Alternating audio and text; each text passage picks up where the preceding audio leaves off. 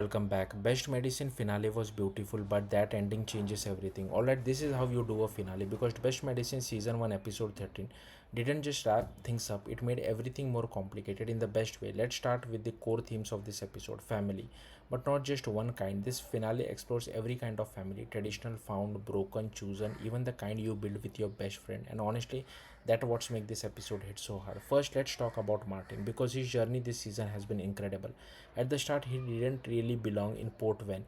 These people were just background noise to him, but now they are his family, and you can see it the way he fights for them, the way he shows up when it matters, even when he tries to stay neutral in the whole Port When versus Norwegian drama. He still steps in when lives are on the line because that's who he is. Now, let's talk about the chaos with Sigrid because wow, this woman really gave birth to her twins a day apart and she'll somehow manage to be the most cold, controlling person in the room. She treats everything like a transaction her business, her family, even the town.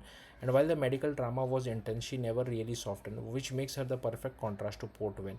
Because this town it runs on hard, and that's where the finale truly shines. Port Vale isn't just a setting, it's a character.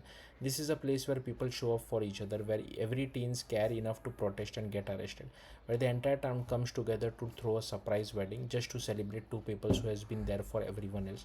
That moment with George and Greg, yeah, that was special because it wasn't just about them, it was about what they represent love, community, and chosen family. Now, let's get into the emotional tension because this finale is not all warm and cozy. Martin's blood phobia, this has been building all season and now it's out, or at least it's about to be. When he panics in front of everyone and Glendon sees it, you just know everything, you just know something bad is coming, and that threat it doesn't affect Martin, it affects Elaine too.